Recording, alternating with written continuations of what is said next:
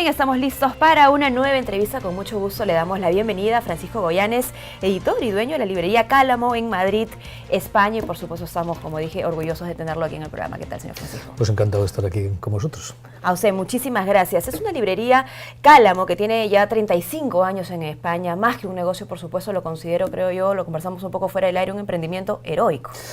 Bueno, realmente 35 años son muchos, pero vamos, estoy satisfecho. Me ha permitido vivir en un oficio hermoso y bueno, y espero poder continuar durante unos cuantos años más, ¿no? Llega ahora a nuestro país para la Feria Internacional del Libro de Lima. Como sabemos, España es el invitado de honor en esta nueva edición y algo que me sorprendió, usted me decía que es la primera vez que es en nuestro país, sin embargo es bastante cercano a nuestra literatura, por supuesto, bueno, por el negocio que emprende. Evidentemente, los autores y las autoras peruanas, bueno, son un referente dentro de la literatura en lengua española, ¿no? Es decir, hablar, por supuesto, Vargas Llosa, Blas Echenique, Gabriela Viente, en fin, hay un montón de autores y de autoras a las que seguimos en España con muchísimo interés, ¿no?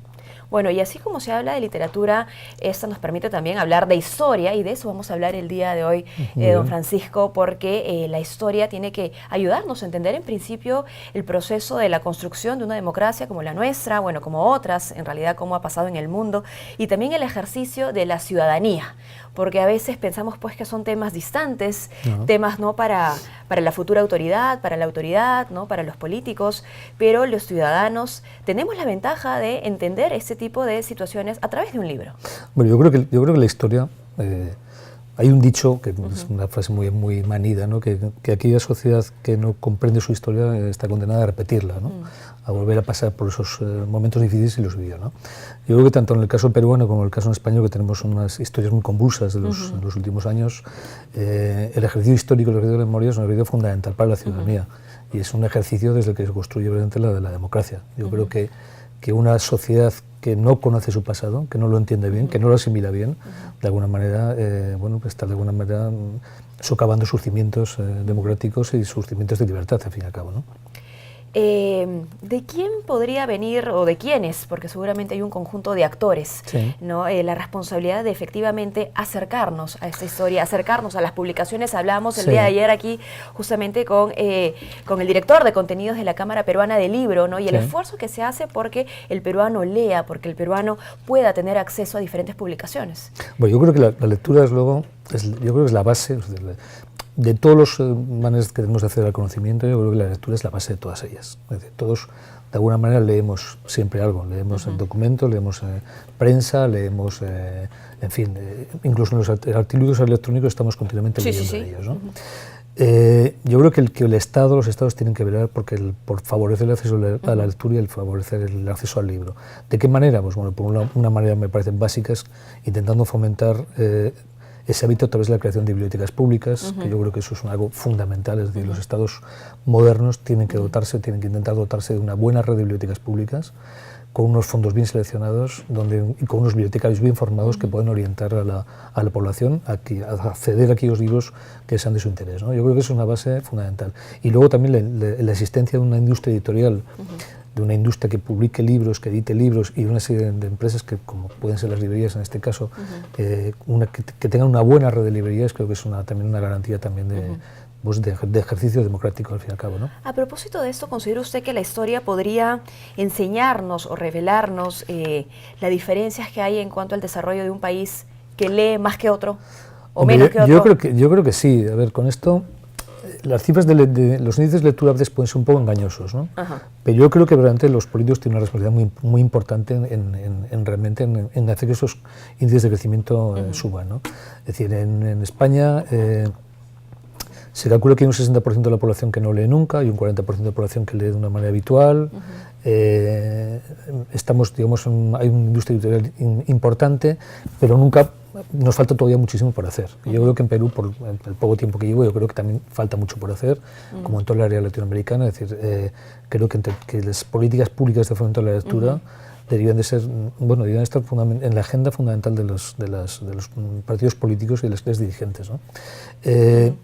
En algunas sociedades yo creo que se ha ido entendiendo, y en otras yo creo que acabarán entendiéndose, pero yo creo que realmente es una parte fundamental. Es decir, no se puede, sin conocimiento no puede haber desarrollo. Por supuesto. Sin cultura no puede haber desarrollo. Y sin la historia, sin conocer nuestro pasado bien, sin haberlo entendido bien, sin haberlo asimilado bien, tampoco. Es Es decir, todos, como antes te he convencido, yo creo que todos hemos vivido, vivimos, especialmente en América Latina y también en España, hemos vivido momentos muy convulsos en nuestra historia, ¿no? Todos esos procesos que hemos vivido no pueden quedar enterrados, no pueden quedar en el olvido, tienen que ser asimilados, tienen que ser entendidos para de alguna manera poder construir sobre algo sólido, ¿no? Si construimos sobre algo endeble, al final todas las cosas se caen, se desmoronan, ¿no? Ahora, equivocadamente, no sé si pasa en su país, pero en el nuestro al menos pensamos que la historia es algo que se aprende exclusivamente en el colegio. No, yo creo que ¿no? En estos primeros años de vida, si es que además se aprende de manera correcta, ¿no? Porque también hay muchos hechos que pueden ser dejados de lado. Claro, yo creo que, o sea, en la educación, evidentemente las humanidades y la historia tienen que tener un papel. Hay una tendencia, por lo menos esto ocurrido en España y espero que se subsane, de abandonar las humanidades, de abandonar en las enseñanzas medias, abandonar la filosofía, la historia, y irnos todos siempre a las disciplinas, digamos, más científicas, ¿no? Sí. Incluso en las universidades, la oferta está yendo para ese lado, ¿no? Efectivamente, pero yo creo que es un error tremendo, es decir, bueno, hay un hecho muy singular, esto se cuenta muchas veces en algunos másteres que he asistido. Las grandes empresas japonesas contratan muchísimos licenciados en historia para puestos directivos, porque según ellos, y no es el único caso, también las universidades en las empresas nórdicas, es más fácil enseñar tecnología a alguien que tenga cultura general que enseñar cultura general a alguien que no sepa más que de tecnología, ¿no? Entonces yo creo que es importante realmente que la educación esté presente, que los historiadores puedan ejercer su oficio. Yo creo que las universidades ahí tienen un papel fundamental, es decir, las universidades deben de tener los presupuestos necesarios, suficientes, especialmente en las universidades públicas, para formar investigadores que indaguen sobre nuestro pasado lejano e inmediato, ¿no? Y que estos historiadores tengan voz pública también. Yo creo que el historiador tiene que salir a la palestra. Tiene que participar en los medios de comunicación, tiene que escribir en los periódicos, tiene que de alguna manera ayudar a fomentar y a conocer ese pasado, ¿no? Y darle ese papel, porque a veces dejamos la interpretación histórica en manos de gente que a lo mejor tiene intereses particulares en ella, ¿no? Entonces yo creo que es precisamente el historiador profesional, el académico, el que de alguna manera puede ayudarnos también a...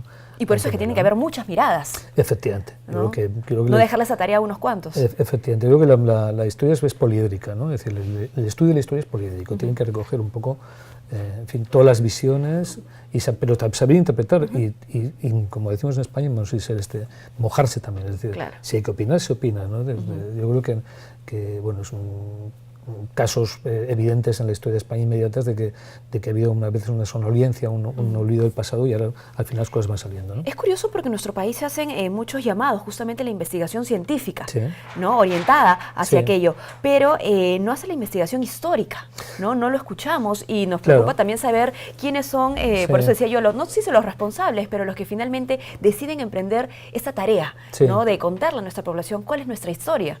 Es que yo creo que es esto que comentamos antes, este olvido un poco de las disciplinas humanísticas, ¿no? Es decir, parece que ahora todos tenemos que dedicarnos a diseñar cohetes espaciales, ¿no? Y si no, estamos en nada, ¿no? Claro. Y un país, o sea, he tenido la fortuna de durante unos días recorrer Perú, que era mi primer, como antes has comentado, mi primer viaje, y bueno, he visto la riqueza cultural que tenéis, que es absolutamente asombrosa. En pocos países he encontrado tanta riqueza cultural y tan presente, ¿no? Y tanta mezcla y tanta historia al fin y al cabo. Yo creo que esa historia tiene que ser estudiada, sobre todo por los peruanos, que son los que vivís aquí, ¿no? Y que en ese sentido la presencia y la ayuda al investigador, al historiador peruano es fundamental, al estudiante. Incentivar que el estudiante, que entienda que conocer su pasado es la mejor contribución que puede hacer a su país, ¿no? Evidentemente esto tiene que ir acompañado que las disciplinas humanísticas tienen que llevar acaparado también, que los historiadores puedan vivir con dignidad de su oficio, que se entienda que un profesor universitario que se dedica a la historia y a la arqueología tiene que estar bien pagado, porque es así. Exacto. ¿No? Pero a veces pensamos que todos nos vamos a dedicar ¿no? Como decía antes, a la investigación aeroespacial, a ir a Marte, a los ordenadores. Bueno, yo creo que no, yo creo que eso, posiblemente yo creo que Perú, como España, como muchos países de América Latina, en lo que destacamos es precisamente en la creación literaria, en el pasado histórico que tenemos, en las riquezas de nuestras lenguas, que son fantásticas, y eso hay que reivindicarlo y defenderlo, ¿no? Estupendo. Bueno, básico entonces reconocer el papel de nuestros historiadores, promover que existan más historiadores en nuestro país, investigaciones, investigadores, pero paralelo a esto, porque imagino tiene que darse de manera conjunta, ¿cuál es el interés que tienen los lectores, por ejemplo, que le visitan sobre temas históricos propiamente? Porque ahora hay muchísimo. Una amplia también oferta, ¿no? Sí, yo creo que todos queremos ahora la edición, afortunadamente la edición, el número de libros que se publican son muchísimos en toda América Latina, en España, en fin, prácticamente en todo el mundo, y de todos los temas que queremos, que queramos buscar, ¿no? Pero el lector contemporáneo va buscando muchas veces la interpretación de su pasado. Esto quiere conocer. Hay un sector de lectores que buscan, aparte del entretenimiento, también necesitan herramientas pues, para saber qué está pasando en su país, qué está pasando en la economía de su país, qué está pasando en la educación, cómo es qué está pasando en la sanidad, en fin, y los diferentes temas que mueven a la mujer y al hombre contemporáneo, ¿no? Nuestras sociedades se han vuelto muy complejas, es decir, el mundo se ha vuelto muy complicado, muy difícil y muy global, ¿no? Y yo creo que tener todas esas herramientas, tener instrumentos para entenderlo, bueno, es una garantía también de progreso y de avance democrático y de avance de libertades, ¿no? Y yo creo que hay mucha oferta editorial y que saber buscarla, ¿no? Yo creo que el papel, por eso te hablaba antes también del papel de los bibliotecarios, de los libreros, que yo creo que es muy importante en cuanto a orientadores y generadores de una opinión crítica, ¿no? Yo confío, yo creo que realmente tengo una opinión básica o una opinión muy importante sobre la labor que realizan las personas que somos en el sector del libro. Bueno, y en nuestro caso, que somos los lectores, tomar la decisión de empezar. Sí, empezar. ¿No? No tenemos que empezar con un gran libro, pero empezar al menos con algunas publicaciones que nos identifiquen con nuestra historia, ojo, a miras de un proceso electoral que tenemos ya en nuestro país el 7 de octubre. ¿Cómo tomar decisiones si no comprendemos por qué estamos como estamos? ¿No? Sí. Lo que hay que saber es distinguir siempre de la publicidad, de la propaganda, de la historia, ¿no? Estos a veces se confunden las cosas, ¿no? Y a veces de una manera interesada, lógicamente. Y yo creo que la visión fría de entender, leer libros sobre el pasado, sobre nuestra historia inmediata, nos ayuda también a ejercer el voto de una manera responsable, ¿no? Por supuesto. Muchísimas gracias, señor Francisco, por habernos acompañado. Cuéntenos brevemente, porque nos queda un par de minutitos, sobre su participación en la Feria Internacional del Libro de Lima. Bueno, ayer participé en el programa general, hablando con Julio Zavala, que es un fantástico librero peruano, limeño, pues hablando un poco de lo que son las librerías en la actualidad.